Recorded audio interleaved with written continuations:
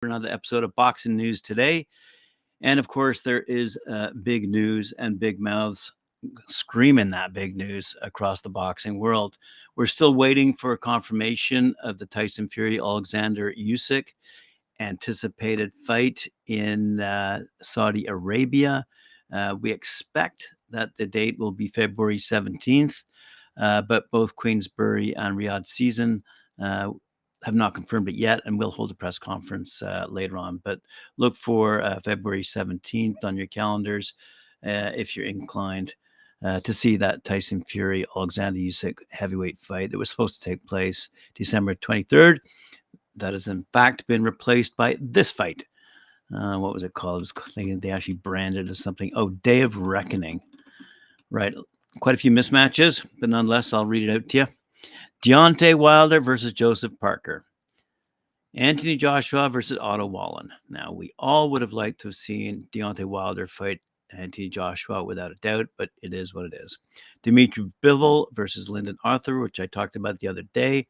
Daniel Dubois versus Jarrell Miller, who I will talk about in a second. Frank Sanchez versus Junior Fa. Jay Opetaya versus Alex Zorro. Philip Hrgovic versus Mark Demori. And Arslanbek Makhmudov versus Ajit Kabayel. And Makhmudov is the... Okay, yeah, I wouldn't mind. Okay, whatever. I'm looking forward to the Makhmudov fight. I really want to see him... he will clobber Ajit Kabayel, but I want to see some other clobbering getting on. And according to Jarrell Miller, he's going to be doing some clobbering. He's been quite vocal, I got to say. And this is quite humorous to hear what he had to say at the press conference in Saudi Arabia.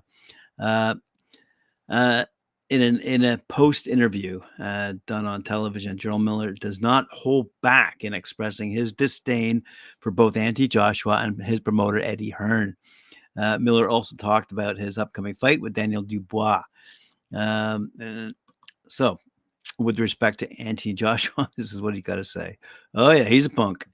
You got to understand, when somebody's a punk and he's so used to everybody kissing his ass, it's easy to rile him up. In my school, people talk shit growing up all the time. It's kind of brushed off. But with him, when you're a sucker, you're a posh. It's easy getting under a guy's skin like that when you run into a real deal bully like me. You can't take it, and that's what happens every time. And guess what? If it was a street fight, I'd whoop his ass even twice as worse if I was in the boxing ring. So he doesn't want that. Those problems. Trust me. Eddie Hearn. This is what he has to say about Eddie Hearn. We had a brief talk. You know what I'm trying to say. I'll tell you, if you want to say something to me, you can say it to my face, says Miller. You don't get to go on camera and then be disrespectful, take things behind my back, and when in front of my face, you play that nonchalant. You know what I mean? But he has that hypocritical attitude about Eddie Hearn. You can watch a lot of his interviews, so let's see what happens after this fight. And maybe one day we have to bump into each other. If not, I'm going to hit Eddie with a body shot sooner or later. He does go on to express his opinion about how he will deal with Daniel Dubois, which, quite frankly, he simply says, I'm surprised, like I said before, Chisora was the original guy. They reached out to me and said, I said, hell yeah. And when he said no, I told you, Chisora, take the damn fight. But Dubois stepped up. But I really believe that people in Daniel Dubois' corner made him take this fight, and it's a bad call because I'm going to whoop his ass. Now, remember, he's not exactly an inspiration among young boxers. After all, he was caught with let's call them drugs in his body a few years ago when he was set to fight Anthony Joshua. So with all that aside, Tony Bellew over in the UK was quick to point out that Jarrell Miller, he's a big fat baby, said Bellew. Wait till you see Jarrell's lips start moving. He's going to end Dubois verbally. Daniel Dubois could not keep up with Jarrell Miller verbally, but I hope Daniel Dubois shuts him down because we need Jarrell Miller away from the sport. Somebody has to say it. This guy has more drugs in him than the Incredible Hulk. Okay. And reverting back to Miller, Frank Warren had this to say. They're all being tested by the VADA, and he is licensed in Nevada. That's he being Miller. And if anyone fails the test, they won't fight. So that was according to Frank Warren of Queensberry Promotions, who's put all this together along with Eddie Hearn, which was quite a surprise. But it seems like not only have Frank Warren and Eddie Hearn buried the hatchet, so to speak, but so has Deontay Wilder, who was looking forward to fighting Anthony Joshua and is still hoping to fight Anthony Joshua sometime in the new year, 2024. So with the feud between Eddie Hearn and Deontay Wilder apparently all cleaned up now, there might be some talks going on between a possible contest between Wilder and Anthony Joshua. So he says this is wilder than Wilder. If you know the history, then you know what's understood. Don't have to be explained. I will title this picture, and he has some picture of him and Eddie Hearn online. Old endings for a new beginning. Finally, the boxing fans will get what they've always wanted for years for. The only thing that stands in the way now is December 23rd. So he's obviously enjoying his moment in the spotlight. Coming up very shortly, there's going to be a big clash between Shakur Stevenson and Edwin De Los Santos. We're all looking forward to that, with Stevenson, as you know, often saying he's the most avoided boxer currently. But on that undercard, you're also going to see someone you might not have heard of, but he's a rising Australian heavyweight named Jackson Murray. Look out for this fella, okay?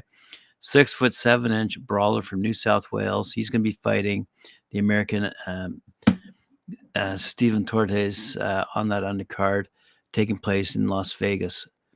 So merely my opinion, but look out for this fella. He looks good. Let me say that name again. Jackson Murray, heavyweight. Let's move over to WBA, WBC, WBO welterweight champion Terence Crawford, no longer holding that IBF title. Says his next fight against Errol Spence will be 145 rather than 154. But he's not sure about a date because Showtime will no longer be broadcasting boxing events after this year. The way Crawford's talking, he's interested in a rematch with Spence taking place at 147, obviously, which would give him an advantage because Errol has outgrown the division and arguably should be campaigning 160. If he's going down in weight from 190, 154 would be torture, says the boys at BoxingNews24.com.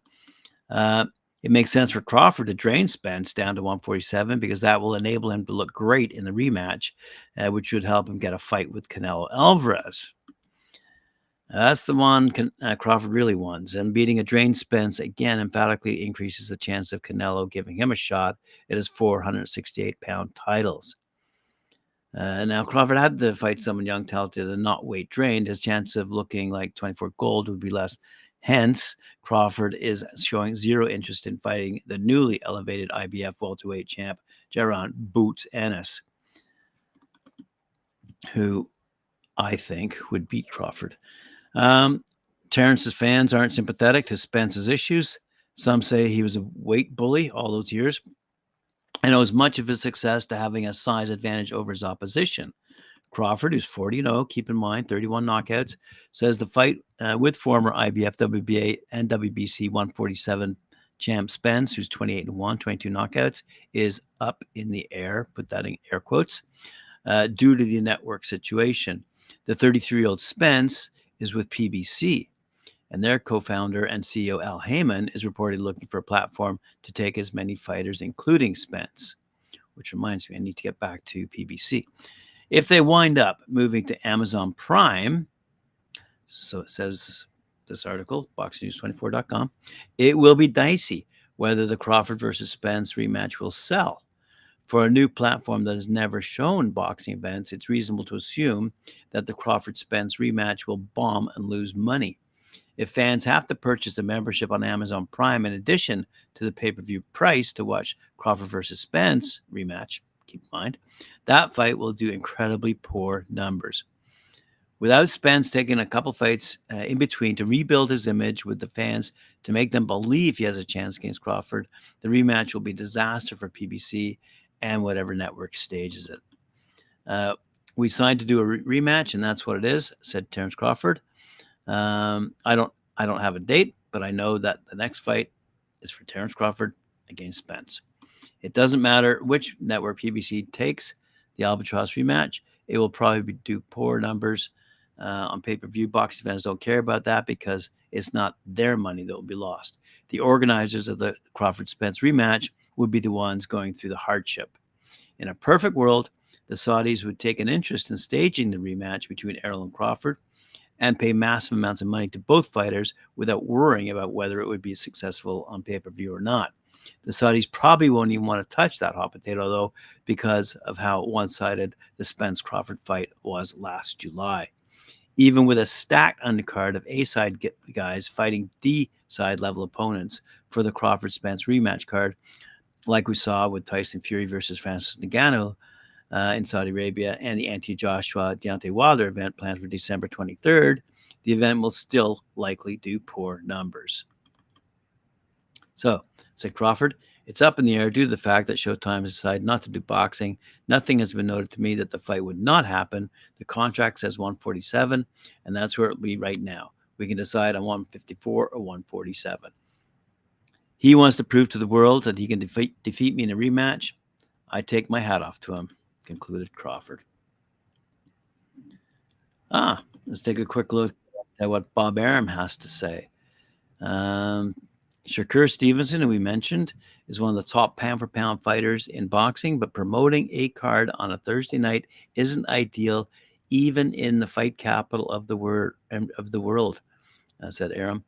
The late start on the East Coast to this ESPN doubleheader, Steven and Edwin De Los Santos will headline 10:30 p.m. Eastern Time, won't help viewership either. This was what ESPN executive wanted, however. Therefore, Arum's Top Rank acquiesced to the needs of the cable giant, with which it has an exclusive content partnership. ESPN's license fees, which exceed $80 million each year, almost entirely fund Top Rank's budget for fights annually. Said Arum, we're not used to Thursday nights, but obviously ESPN has a great sports schedule, and they're bound and determined to do a boxing event the week of Formula One because a lot of their executives and sponsors will be in town. So we're doing it as an accommodation to them, says Arum, because like everything else in sports, the people who control the money get to call the shots. They're paying for it, aren't they? So, of course, you're going to do what they want. And let's give the last word to our good friends, Eddie Hearn and Frank Warren, who apparently have, as I said earlier in the show, buried their hatchet. They came face-to-face for the first time ever after years of bitter promotional feuding. The two boxing matchmakers are spent in age going at each other with verbal onslaughts on various platforms and in interviews. But the two have been brought together by Turki Al-Ashik of Saudi Arabia, who is putting on a huge event, as we all know, on December 23rd. It sees Joshua, 34 years of age, fight Otto Wallin, 32, Deontay Wilder, who's 38, fighting against Joseph Parker, who's 31. Both Hearn and Warren are promoting the show, and fans were stunned as they shared the stage and even shared a laugh and joke. One said, wow, miracles do happen. Another added, Wilder and AJ shaking hands, Frank and Eddie laughing and joking. What a time to be alive. One commented, the face-off we all wanted. Take that two ways. Hearn admitted he was happy to see grudges put aside in the interest of business. He said, this was the first time I met Frank tonight, which is ridiculous, but I really think we all understand how good this is for our business, our fighters, and the sport. So there you have it, boxing fans, straight from the horse's mouth. I want to thank you for joining me here on Talkin Fight. Appreciate it very much. Remember to join me again at 11 a.m. Eastern Time tomorrow when I'll have more news and headlines for you in the world of boxing. and we'll see you then.